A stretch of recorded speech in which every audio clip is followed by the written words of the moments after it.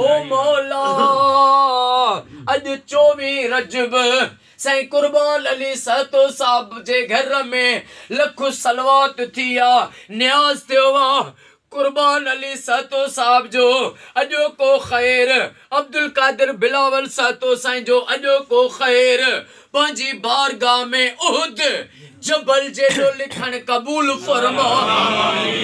ओ मौला नबी सरदार जो वास्तो थिए ऐं मासूम अली असगर जो वास्तो थिए कुर्बान अली साईं के साईं जे भाइरनि के भेनरुनि के क़यामत ताईं हर मुश्किलात खां पनाह पनाह ता फरमा। ओ मौला हिननि जे रोज़गारनि में ज़ाहिरी ग़ैबी बरकतूं गंज अता फरमा।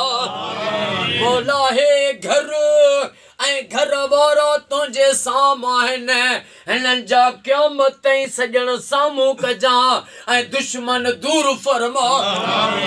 साईं मुल्तान खां साईं आया साईं मोहम्मद दर्स साईं बादशाह के सेहत ऐं वॾी खिज़री हयाती अता फरमा।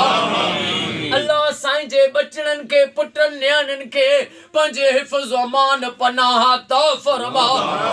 साईं जे जेके बि दिलनि में जाइज़ तमन्नाउनि उहे अॼु सभई पूरियूं फरमा। साईं आराई साईं जा गुलाम शबीर आराई साईं जा बच्चा घर आबाद फरमा। साईं नूर मोहम्मद अब्बासी साईं के मोहम्मद असलम पठान साईं के साईं जे घर वारनि के सेहत ऐं वॾी खिज़री हयाती अता फरमा। ओ मौला साईं गुलाम शबीर अब्बासी साईं जी ज़ाहिरी ऐं ग़ैबी मदद फरमा। साईं अरशद साईं जी आराई साईं जे बचड़नि के ओ मौला क़यामत ताईं आबाद फरमा। साईं दीदार अहमद सियाल साईं मोहम्मद बिलावल सियाल साईं के सेहत ऐं वॾी हयाती अता फरमा। असां जे जमात जे निगरान साईं अरबाब अली मेतलो साईं के सेहत साईं जे बचड़नि के सेहत ऐं वॾी हयाती अता फरमा। ओ मौला अॼु असांजो बेड़ो तार महबूब जी उम्मत के फ़िरक़ा वारियत खां बचा उन अल्लाह जे ॾसियल वाट ते हला।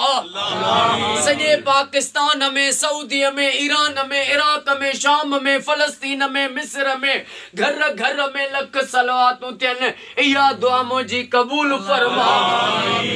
ओ मौला हर मोमिन जे घर लख सलवातूं थियनि अम्मा ज़ैनब जो वास्तो थी इहा दुआ क़बूल फरमा। ज़मार अल्लाह बख़्श साईं जा बच्चा घर पुट बचड़ा आबाद फरमा। इन्नल्लाह व मलाइकतहु युसल्लूना अलल नबी या अय्युहल्लज़ीना आमनू सल्लु अलैहि व सल्लिमू तस्लीमा। अल्लाहुम्मा सल्लि अला मुहम्मद व आले मुहम्मद ला इलाहा इल्लल्लाह मुहम्मदुर रसूलुल्लाह नारे हैदर।